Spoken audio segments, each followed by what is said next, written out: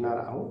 पुढचा मुद्दा क्रमांक 4 लिहा. आपला विषय हा आहे भावना व्यक्त करताना सावधगिरी बाळगा. हा आपला विषय आहे आणि 3 जे काही मुद्दे आहेत ते आपण या अगोदर बघितले आहेत. आता मुद्दा क्रमांक 4 जो आहे तो लिहून घ्या. मुद्दा क्रमांक 4 आहे भावना व्यक्त करत असताना कोणती सावधगिरी आपण बाळगली पाहिजे. त्यातला कठोर नव्हे तर नम्र शब्द वापरणे भावना व्यक्त करत असताना. मुद्दा क्रमांक 4 लिहा.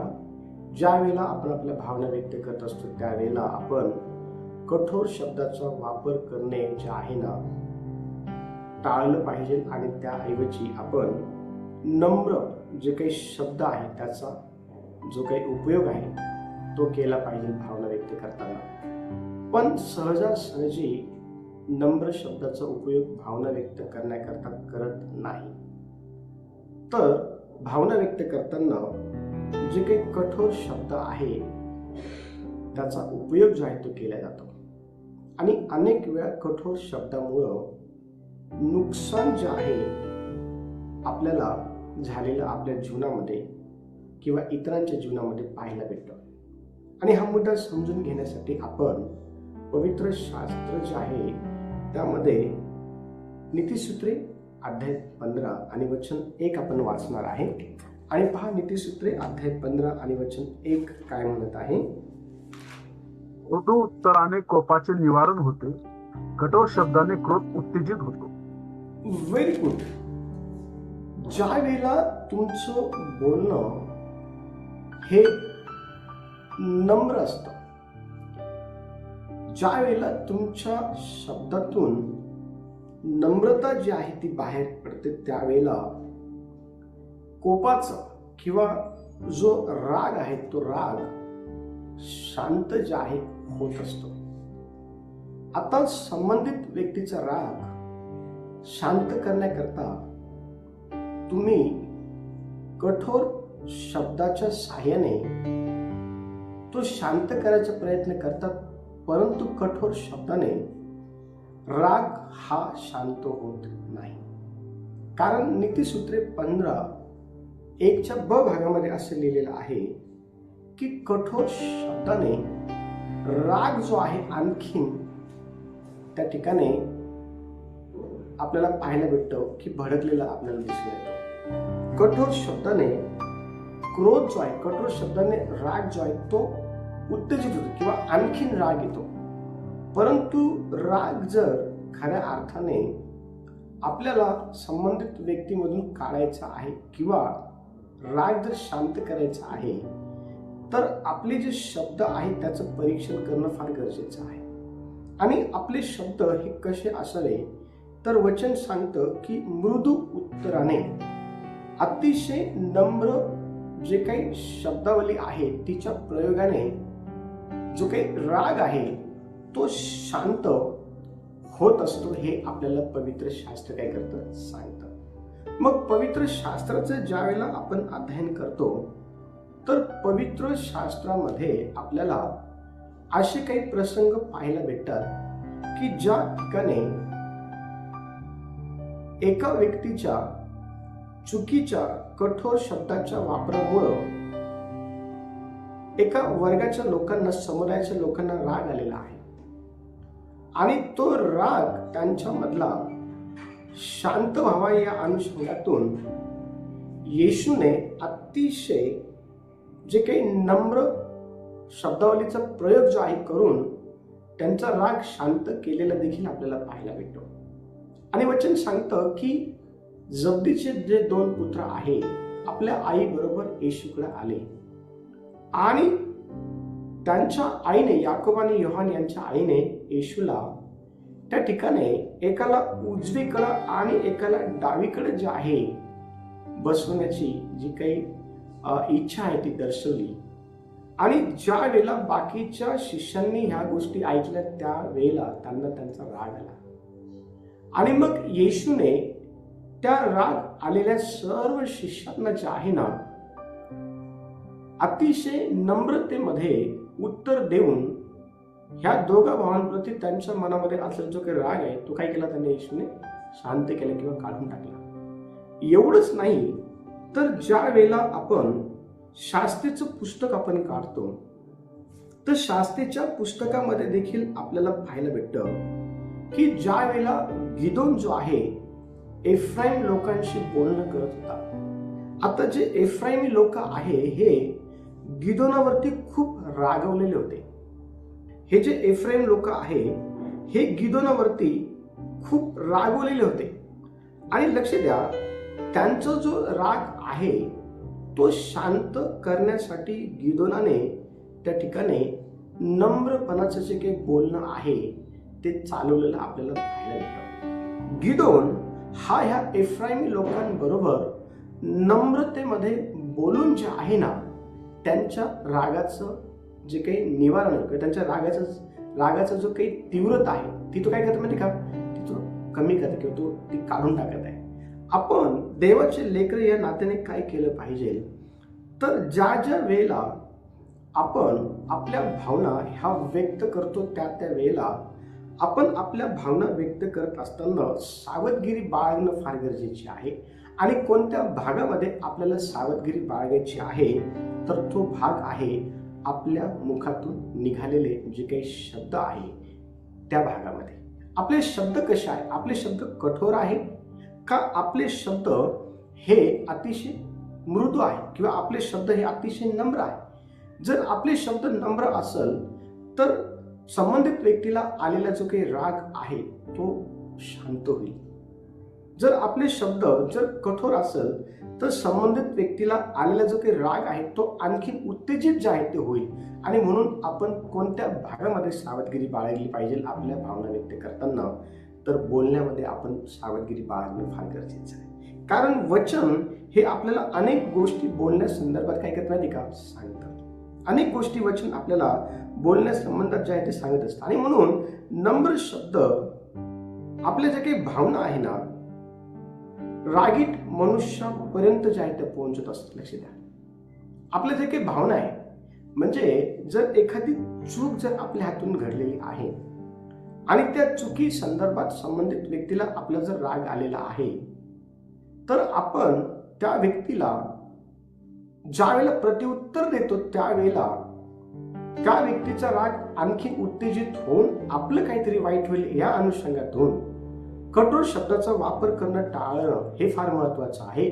आणि त्याऐवजी आपण नम्र शब्दाचा उपयोग करून आपल्या ज्या काही भावना आहे की हो मी चुकलो आहे आणि आता मला माझ्या चुकीची जाणीव झाली आहे ह्या ज्या काही भावना आहे त्या रागिष्ट मनुष्यापर्यंत पोहोचवण्याकरता नम्र शब्दाचा उपयोग करणं फार गरजेचं आहे. आणि ज्या वेळेला आपण अशा प्रकारे नम्र शब्दांचा उपयोग करतो त्यावेळेला संबंधित रागिष्ट व्यक्तीच्या मनामध्ये आपल्या प्रती असलेला जो काही राग आहे तो शांत होतो आणि आपले जे काही संबंध आहे जे तुटण्याच्या अतिशय जवळ येऊन ठेवलेले असतात ते परत प्रस्थापित होत असतात.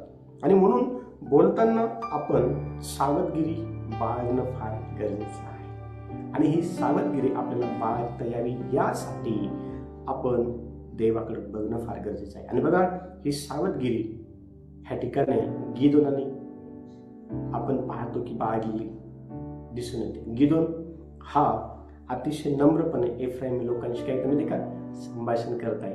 आणि ज्यावेळेस त्याने नम्रपणे एफ्राईम लोकांचे संभाषण केलं त्यावेळेला एफ्राईम लोकांचा जो काही राग आहे तो शांत झाला. जर रागिष्ठ लोकांना शांत करायचं असेल तर मग नम्र शब्दांचा वापर करणं फार गरजेचं आहे. पुढचा मुद्दा क्रमांक 5 लिहा. मुद्दा क्रमांक 5 लिहा.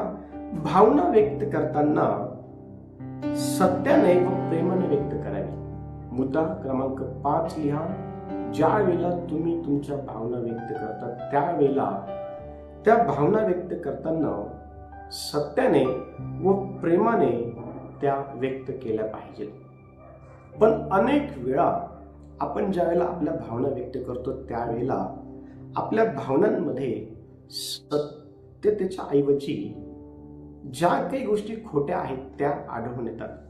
आणि त्याबरोबरच आपल्या भावना ज्यावेळेस आपण व्यक्त करतो त्यावेळेला त्या भावनेतून प्रेम जे आहे ना ते आपण प्रकट करत नाही तर आपण त्या भावनेतून वैर जे आहे कलह जे आहे, मत्सर जे आहे, तट जे आहे, हेवा जे आहे, हे आपण व्यक्त करत असतो. आणि म्हणून भावना व्यक्त करताना आपण कोणती सावधगिरी बाळगली पाहिजे, तर भावना व्यक्त करताना आपण सत्याने आणि प्रेमाने आपल्या ज्या काही भावना आहे त्या व्यक्त करणं फार गरजेचं आहे. जर तुमच्या भावनेतून जर सत्य जर तुम्ही लोकांना सांगत आहात, तुमच्या भावनेतून जर तुम्ही प्रेम जर लोकांना काय करत आहात, दाखवत आहात, तर निश्चित अर्थाने त्या ठिकाणी तुमच्या भावनांचा जो काही आदर आहे तो करण्यात आल्याशिवाय राहणार नाही. आणि वचन ज्यावेळेस आपण वाचतो, पवित्र शास्त्र अतिशय स्पष्टपणे आपल्याला हे सांगतं. इफिसकराचं पत्र 4 अध्याय आपण काढूया आणि त्याचं 15 वचन आपण वाचणार आहोत. इफिसकराचं पत्र 4 अध्याय आणि वचन 15 पहा. त्या ठिकाणी काय म्हटलेलं आहे, भावना व्यक्त करताना सत्याने आणि प्रेमाने आपण आपल्या भावना व्यक्त कराव्या या संदर्भामध्ये. तर आपण प्रीतीने सत्याला धरून मस्तकाचा जो ख्रिस्त त्याच्या सर्व प्रकारे वाढावे. Very good, yes, very good. बघा किती स्पष्टपणे भावना व्यक्त करण्यासंदर्भात संत पौल इफिस येथील विश्वासणाऱ्यांना हे पत्र लिहित आहे. आणि तो म्हणत आहे की अहो देवाच्या लोकांना भावना व्यक्त करत असताना तुम्ही त्या कशा प्रकारे व्यक्त केल्या पाहिजे. आणि हे प्रत्येक विश्वासणाऱ्याला समजणं फार गरजेचं आहे. वचन ह्या ठिकाणी अतिशय स्पष्टपणे हे सांगत आहे. ज्यावेळेला आपण वचन वाचतो तर संत पौल ह्या ठिकाणी विश्वासणाऱ्याने हे म्हणत आहे, तर आपण प्रीतीने सत्याला, लक्ष द्या, तुम्ही ज्या वेळेला भावना व्यक्त करतात त्यावेळेला तुमच्या भावनेमध्ये हे 2 गोष्टी असणं फार गरजेचे आहे. एक म्हणजे खरं आणि दुसरं म्हणजे प्रीती. लक्ष द्या, ज्या वेळेला विनाकारण तुमच्यावरती आरोप ज्यावेळेस घेतले जातात, ज्या वेळेला विनाकारण तुम्हाला कोणत्या ना कोणत्या कारणाने दोषी जे आहे ते ठरवलं जातं, त्यावेळेला राग जो आहे ते येत असतं, वाईट जे आहे ते वाटत असतं. आणि वचन सांगतं की राग हा मूर्खाच्या हृदयामध्ये असतो. आणि देवाने आपल्याला मूर्खता अशा प्रकारच्या दृष्टिकोनातून आपण असलेलं पाहुणे म्हणून आपण सावधगिरी बाळगणं फार गरजेचं आहे. मग वचन काय सांगत आहे, ज्या वेळेला आरोप जे आहे ते केला जातो त्यावेळेला आपल्याला राग येतो. आणि त्या रागाचा जो काही किंवा त्या आरोपाचा जो काही बदला आहे तो घेण्यासाठी आपण सत्याने किंवा प्रेमाने त्या ठिकाणी वापर जे आहे ते केला जाते प्रेमाचा आणि सत्याचा. तर आपण बदला घेण्याच्या अनुषंगातून संबंधित व्यक्तीचं काहीतरी वाईट करण्याच्या अनुषंगातून खोट्या गोष्टींचा जो काही सहारा आहे तो आपण घेत असतो, किंवा खोट्या गोष्टी ज्या आहेत त्या संबंधित व्यक्तीबद्दल आपण पसरवत असतो. वचन काय सांगते त्या ठिकाणी, ज्या वेळेला अशा प्रकारच्या गोष्टींचा सामना तुम्हाला करावा लागतो त्यावेळेला तुम्ही प्रेमाने आणि सत्याने जे आहे तुमच्या भावना संबंधित व्यक्तीसमोर मांडणं फार गरजेचं आहे. आणि आज कुठेतरी ह्या गोष्टी होत नसल्या कारणामुळं आपण पाहतो की नाते संबंधामध्ये तडे गेलेले आहेत. जगाच्या पाठीवर लोकांचं जीवन जर तुम्ही बघितलं तर अनेक नाते संबंध तुटण्याच्या मागचं कारण जर काय आहे तर त्यांच्या भावना व्यक्त करण्याच्या त्या प्रक्रियेमध्ये प्रीती आणि सत्यता ही लांब पर्यंत नव्हती. त्या भावना व्यक्त करण्याच्या प्रक्रियेमध्ये जास्तीत जास्त काय दिसलं तर एकमेकांना खाली दाखवण्याचा स्वभाव, एकमेकांच्या चुकीच्या गोष्टी बोलून दाखवण्याचा स्वभाव, एकमेकांना म्हणजे अशा अनेक गोष्टी दिसल्या. आणि ह्याच गोष्टींमुळं त्यांचं जे काही नातं आहे ते कमजोर झालं. अनेक वेळ अशी आली की ते नात्याने एकमेकांना जे आहे त्या चुकीच्या गोष्टींनी एकमेकांना जे आहे एकमेकांपासून वेगळं. आपण देवाचे लेकरं या नात्याने काय केलं पाहिजे सावधगिरी बाळगली पाहिजे भावना व्यक्त करताना. कोणत्या भागामध्ये? ज्या वेळेला आपण सत्य बोलतो, ज्या वेळेला आपण प्रीतीने बोलतो त्या भागामध्ये. आणि म्हणून पवित्र शास्त्र ज्यावेळेला आपण पाहतो ना, 1 शमूएल 2 शमूएल 12 अध्याय आणि 1 ते 7 वचन, ह्या ठिकाणी नाथान संदेष्टा आपल्याला दिसून येतो. आणि नाथान संदेष्टाला परमेश्वर देवाचं जे काही वचन आहे ते प्राप्त झालं. आणि ते वचन नाथान संदेष्टाला परमेश्वर देवाने दाविदाला सांगण्यासाठी सांगितलं. आता दावीद हा काही सर्वसाधारण व्यक्ती नव्हता. दावीद हा राजा होता इस्रायलाचा. आणि राजाला ज्या वेळेला परमेश्वराचा संदेश हा पोहोचवायचा होता त्यावेळेला परमेश्वर देवाने नाथानाला देखील निवडलं. आणि नाथान ज्या वेळेला परमेश्वर देवाचा संदेश हा दाविदाला सांगत होता त्यावेळेला तो सांगत असताना त्याने त्या ठिकाणी प्रेमाचा आणि सत्याचा जो काही सहारा आहे तो घेतलेला आपल्याला पाहायला भेटतो. आणि बघा कशा प्रकारे नाथान संदेष्टाने दाविदाला प्रेमाने आणि सत्याने जे आहे भावना व्यक्त करून सांगितलेलं आपल्याला पाहिजे. कोणते वाचते वचन? 1 शमूएल 2 शमूएल 12 अध्याय 1 ते 7.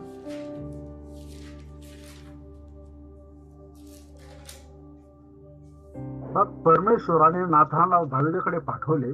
तो त्याच्याकडे जाऊन म्हणाला, एका नगरात 2 माणसे राहत होती. त्यातला एक श्रीमंत व दुसरा गरीब होता. त्या श्रीमंत माणसाची मेंढरे व गुरे विपुल होती, पण त्या गरीबाजवळ एक लहानशा मेंढी खेरीज काहीच नव्हते. त्याने ती विकत घेऊन तिचे संगोपन केले होते. ती त्याच्याबरोबर त्याच्या मुलाबाळांबरोबर लहानाची मोठी झाली. ती त्याच्या घासातला घास खात असे, त्याच्या प्याल्यातून पाणी पित असे व त्याच्या उराशी निजत असे. ती त्याची मुलगीच बनली होती. एकदा त्या श्रीमंताकडे एक पाहुणा आला. तेव्हा त्याच्याकडे आलेल्या त्या पाहुण्यासाठी भोजन तयार करावे म्हणून त्याने आपल्या शेरा मेंढरातून अथवा गाई बैलातून एखादे न घेता त्या गरीब माणसाची ती मेंढी घेऊन आपल्या पाहुण्यासाठी भोजन तयार केले. हे ऐकून त्या माणसावर दाविदाचा कोप भडकला. तो नाथानाला म्हणाला, परमेश्वराच्या जीवताची शपथ, ज्या माणसाने हे काम केले तो प्राणदंडास पात्र आहे. त्याने हे कृत्य केले व त्याला काही दयामाया वाटली नाही, म्हणून त्याने त्या मुलीचा चौपट बदला दिला पाहिजे. नाथान दाविदाला म्हणाला, तो मनुष्य तूच आहेस. इस्रायलचा देव परमेश्वर म्हणतो, मी तुला अभिषेक करून इस्रायलचा राजा केले व तुला शौलाच्या हातातून सोडवले. Very good. बघा आता ह्या ठिकाणी नाथान संदेष्टा दाविदाला त्याच्या ज्या काही चुका आहेत त्या दाखवण्यासाठी कठोर शब्दाचा वापर करत नाही किंवा खोट्या शब्दांचाही वापर करत नाही. तर नाथान ह्या ठिकाणी दावीद जो राजा आहे त्याला त्याच्या चुका दाखवण्यासाठी कोणत्या शब्दांचा वापर करत आहे? तर प्रेमाचा, सत्याचे जे काही शब्द आहेत, प्रेमाचे जे काही शब्द आहेत त्याचा वापर करून नाथान संदेष्टा ह्या ठिकाणी दाविदाला त्याची जी काही चूक आहे ते दाखवत आहे. देवाचे लेकरे या नात्याने आपण चूक दाखवण्याकरता कठोर शब्दांचा वापर करू नये अशी देवाची ह्या ठिकाणी इच्छा आहे. आता अनेक वेळा शास्त्री आणि पुरुषांनी देखील त्या ठिकाणी अनेक ज्या काही चुका केलेल्या होत्या, पण त्या चुकांना ज्या वेळेला त्यांना येशू दाखवत होते त्यावेळेला येशूने त्या ठिकाणी प्रीतीने आणि सत्याने, ह्या प्रीतीच्या आणि सत्याच्या शब्दाचा वापर करून त्या दाखवलेला आपल्याला पाहायला मिळतात. नाथान संदेशाने देखील तेच केलं. आपण देखील ते करणं फार गरजेचं आहे. आणि प्रेमाशिवाय जर व्यक्त झालेल्या ज्या भावना आहेत ना त्या फक्त दुःख देतात. सत्याशिवाय व्यक्त झालेल्या ज्या काही भावना आहेत त्या फक्त दुःख देतात. ह्या ठिकाणी दाविदाला आपण पाहतो की नाथान संदेशाच्या द्वारे जे काही सांगण्यात आलेलं होतं त्या ठिकाणी त्याने ते स्वीकारलं. ज्या वेळेला प्रीतीच्या साहाय्याने, सत्याच्या साहाय्याने आपण एखाद्याला त्याच्या चुका दाखवतो, आपल्या भावना त्याच्यासमोर व्यक्त करतो, त्यावेळेला तो व्यक्ती त्या स्वीकारतो हे आपल्याला समजणं फार गरजेचं आहे. म्हणून सावधगिरी आपण ह्या भागामध्ये बाळगणं गरजेचं आहे. पुढचा मुद्दा क्रमांक 6 लिहा. मुद्दा क्रमांक 6, गुप्त गोष्टी सर्वांसमोर सांगू नका. किंवा असं लिहा, गुप्त भावना ज्या वेळेला तुम्ही व्यक्त करतात एखाद्या समोर, त्यावेळेला त्या व्यक्त करताना सर्वांसमोर त्या व्यक्त करू नका. आज आपण जी काही समज आहे भावना व्यक्त करण्यासंदर्भाची, त्या पण गुप्त, ती लोकांना नाहीये.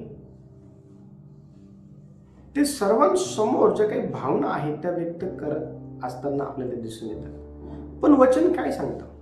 ज्या वेळेला नीतिसूत्राचं पुस्तक 11वा अध्याय आणि वचन 13 आपण वाचतो, बघा त्या ठिकाणी काय लिहिलेलं आहे. नीतिसूत्रे 11वा अध्याय आणि वचन 13 काय म्हणते पहा.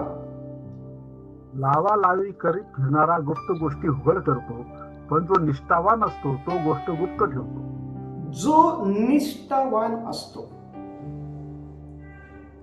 तो ज्या व्यक्तीने त्याच्या समोर भावना व्यक्त केलेल्या आहे,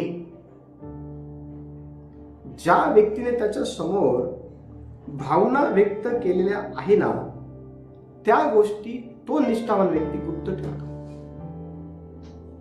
आणि ज्या वेळेला तुम्ही गुप्त गोष्टी ह्या एखाद्या व्यक्ती समोर व्यक्त करू लागतात, त्यावेळेला तुम्ही त्या सर्वांसमोर व्यक्त करण्यापासून टाळणं फार गरजेचं आहे. आपण येशूच्या जीवनाकडे जर बघितलं तर त्यावेळेला येशूच्या जीवनातून आपल्याला हे शिकायला मिळतं की ज्या वेळेला येशूला त्याच्या भावना त्याच्या पित्याला व्यक्त करायच्या होत्या, त्या वेळेला येशूने एकांतामध्ये जाऊन त्या व्यक्त केलेलं आपल्याला पाहायला मिळतं. त्या वेळेला येशू हा डोंगरावर जाऊन त्या भावना व्यक्त करताना आपल्याला दिसून येतं. त्या वेळेला येशू हा अरण्यामध्ये जाऊन त्या भावना आपल्या पित्यासमोर व्यक्त करताना दिसून येतात. आणि एवढंच नाही तर ज्या वेळेला आपण मत्तेचं पुस्तक आपण काढतो, तर मत्तेच्या पुस्तकामध्ये देखील भावना व्यक्त करण्यासंदर्भात आपल्याला अनेक गोष्टी ज्या आहेत त्या सांगितलेल्या पाहायला भेटतात. आणि वचन अतिशय स्पष्टपणे आपल्याला हे सांगतं. कोणीतरी 6वा अध्याय आपण काढूया. मत्ते 6वा अध्याय आपण काढूया. आणि मत्तेचं पुस्तक 6व्या अध्यायामध्ये आपण वचन वाचणार आहोत आणि त्या ठिकाणी भावना व्यक्त करण्यासंदर्भात काय लिहिलं आहे ते वाचूया. कोणीतरी वचन 18 वाचा. अशा हेतूने की तू उपास करत आहेस हे लोकांना नव्हे तर तुझ्या गुप्तवासी पित्याला दिसावे, म्हणजे तुझा गुप्तदर्शी पिता तुला उघडपणे प्रतिफळ देईल. Very good. वचन सांगते की ज्या वेळेला तू आपल्या भावना व्यक्त करू इच्छितो, त्यावेळेला लोकांनी तुला भावना व्यक्त करताना पाहू नये. वचन अतिशय स्पष्टपणे आपल्याला हे सांगतं की आपल्याला आपल्या भावना व्यक्त करताना आपल्या स्वर्गीय पित्याने जे आहे बघणं फार गरजेचं आहे. आणि भावना व्यक्त करत असताना आपण काय केलं पाहिजे, तर आपण आपल्या खोलीमध्ये जाऊन आपल्या ज्या काही भावना आहे त्या आपल्या पित्याजवळ व्यक्त केल्या पाहिजे. त्या भावना व्यक्त करत असताना आपण त्या कुणासमोरही व्यक्त करणं टाळणं फार गरजेचं आहे. कारण देवाचं वचन आपल्याला अनेक गोष्टी ज्या आहे ना भावना व्यक्त करण्यासंदर्भात काय करतं सांगतं. आणि पवित्र शास्त्र ज्या वेळेला आपण योहानाचं पुस्तक 16वा अध्याय आणि वचन 12 ज्या वेळेला आपण वाचतो, तर त्या ठिकाणी येशूने देखील सर्व ज्या गोष्टी आहेत सर्वांनाच सांगितलं नाही. येशूने सर्व ज्या काही गोष्टी आहेत, सर्व ज्या काही भावना आहेत त्या सर्वांसमोरच येशूने ज्या त्या व्यक्त केल्या नाही. तर अशा पण काही भावना आहेत की ज्या येशूने फक्त शिष्यांसमोरच व्यक्त केलेल्या आपल्याला पाहायला मिळतात. आणि बघा योहानाचं पुस्तक 16वा अध्याय आणि वचन 12 आपण काढूया. आणि त्या ठिकाणी कशा प्रकारे येशूने ज्या काही भावना आहेत त्या सर्वांसमोर व्यक्त करण्याऐवजी त्या फक्त शिष्यांसमोरच गुप्तपणे व्यक्त केलेल्या आपल्याला पाहायला भेटतात. आणि बघा ठिकाणी काय लिहिलेलं आहे. योहान 16वा अध्याय आणि 12 वचन. मला अद्याप तुम्हाला पुष्कळ गोष्टी सांगायच्या आहेत, परंतु आत्ताच तुमच्याने त्या सोसावणार नाही. Very good. मला अजूनही पुष्कळ गोष्टी तुम्हाला काय करायच्या आहे सांगायच्या आहे. म्हणजे आपण या ठिकाणी काय पाहतो की येशू ह्या ठिकाणी त्यांना हे सांगू इच्छित होता की अद्याप तुमच्याकडनं ह्या सर्व ज्या गोष्टी आहेत ज्या मला तुम्हाला सांगायच्या आहेत त्या काय होणार नाही, त्या सोसवणार नाही. पण मी त्या गोष्टी अशा वेळेला तुम्हाला सांगेल ज्या वेळेला फक्त तुम्ही आणि मी असेल. आपल्या जीवनामध्ये ज्या वेळेला आपण दुखवल्या जातो किंवा ज्या वेळेला आपण आपल्या जीवनामध्ये एखाद्या न केलेल्या गोष्टींचा सामना करत असतो त्यावेळेला आपल्याला असं वाटतं की आपण कुणासमोर तरी व्यक्त व्हावं, कुणाला तरी आपण आपल्या समस्या सांगाव्या. पण त्या सांगत असताना आपल्याला हे समजणं फार गरजेचं आहे की आपण सर्वांसमोर आपल्या भावना ज्या आहेत त्या व्यक्त करण्यापासून स्वतःला सांभाळणं फार गरजेचं आहे. आणि आपण त्या व्यक्त होत पण असू त्यावेळेला आपण त्या सर्वांसमोर व्यक्त न होता आपण काय केलं पाहिजे का, त्यामध्ये एकांतात जे आहे ते आपण त्या भावना व्यक्त केल्या पाहिजे. तर कुठेतरी आपण पाहतो की आपल्या भावनांची कदर जी आहे ती होईल, कुठेतरी रिस्टोरेशन जे आहे ते येईल, कुठेतरी उभारणी जी आहे ते येईल. आणि ह्या दिवसांमध्ये भावना व्यक्त करताना आपण काय केलं पाहिजे तर मर्यादा ठेवणे फार गरजेचं आहे. हे फार गरजेचं आहे आणि ह्या गोष्टी आज आपल्यामध्ये असाव्यात ही देवाची इच्छा आहे. शेवटचा मुद्दा लिहून घ्या, आपला वेळ होत आहे. भावना व्यक्त करण्याआधी देवाकडे सोपवणे. ज्या वेळेला तुम्ही एखाद्या व्यक्तीकडे आपल्या भावना व्यक्त करता त्या अगोदर तुम्ही त्या भावना देवाकडे व्यक्त करणं फार गरजेचं आहे. आणि बघा वचन काय सांगत आहे, 1 पेत्र 5 अध्याय आणि वचन 7 काय म्हणते पहा. 1 पेत्र 5 अध्याय आणि वचन 7 पहा काय म्हणत आहे. त्याच्यावर तुम्ही आपली सर्व चिंता टाका, कारण तो तुमची काळजी घेतो. Very good. त्याच्यावरती तुम्ही आपल्या सर्व भावना ज्या आहेत, चिंता बेसिक काय आहे, भावना आहे त्या. उदाहरणार्थ मला असं वाटतं की माझं स्वतःचं घर असावं, ही एक माझी भावना आहे. चिंता नेमकी चिंता म्हणजे काय, ह्या भावना आहे. आणि ह्या भावना आपण माणसासमोर व्यक्त होण्या अगोदर देवासमोर व्यक्त होणं फार गरजेचं आहे. आणि पेत्र ह्या ठिकाणी अतिशय स्पष्टपणे वचन 7 मध्ये 5व्या अध्यायाचं म्हणत आहे की देवावर तुम्ही आपली सर्व चिंता टाका. देवावर तुम्ही आपल्या सर्व ज्या काही भावना आहे त्या तुम्ही काय करा, टाका, त्याच्यासमोर व्यक्त व्हा, कारण तो तुमची काळजी घेतो. माणसासमोर आपल्या भावना व्यक्त करण्या अगोदर आपण माणसाचा निर्माण करता जो देव आहे त्याच्यासमोर आपल्या भावना व्यक्त करणं फार गरजेचं आहे. पवित्र शास्त्रामध्ये अनेक लोकांनी आपल्या भावना ह्या येशू समोर व्यक्त केल्या आपल्याला पाहायला भेटतात. आपण अनेक विषयांमध्ये हन्नाचा जो काही मुद्दा आहे तो घेतलेला आहे. हन्नाच्या जीवनामध्ये लेकरूबाळ नसल्या कारणामुळं ती फार दुखवलेली होती. तिला त्या ठिकाणी अतिशय कठीणतेचा अपमानस्पद भावना ज्या काही सामना तो करावा लागत होता. आणि बघा ती एक दिवस देवाच्या मंदिरामध्ये आपला पती एल्काना बरोबर गेलेली असताना तिने आपल्या ज्या काही भावना आहेत त्या देवासमोर काय केल्या माहिती का, व्यक्त केल्या. आणि मंदिरामध्ये एका बाजूला एली बसलेला होता आणि एलीला त्या ठिकाणी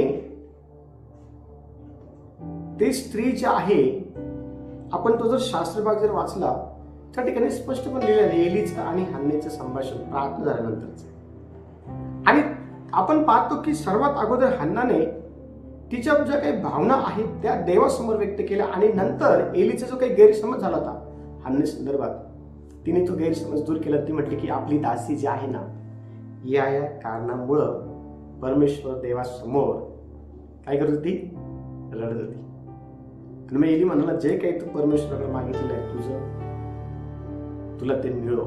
आणि बघा वचन सांगते की ज्यावेळेस ती गेली देवासमोर देवाने तिला चांगलं जे काही लेकरू आहे शमूएल नावाचं ते दिलं. पण भावना सर्वात अगोदर काय म्हणजे का, हन्नाने आपलं जे काही भावना आहे लोकांसमोर व्यक्त करण्याऐवजी तिने ते देवासमोर केलं. लक्ष द्या, देवापुढे व्यक्त केलेल्या भावना ह्या शुद्ध होतात.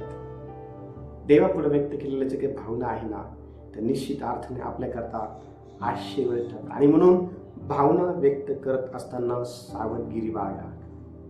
भावना व्यक्त करत असताना कुणासमोरही भावना व्यक्त करू नका.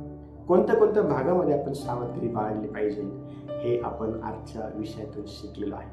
दैवबाप भावना व्यक्त करताना तुम्हाला ह्या सर्व गोष्टींचा उपयोग करून देव हीच आमची तुमच्यासाठी प्रार्थना आहे.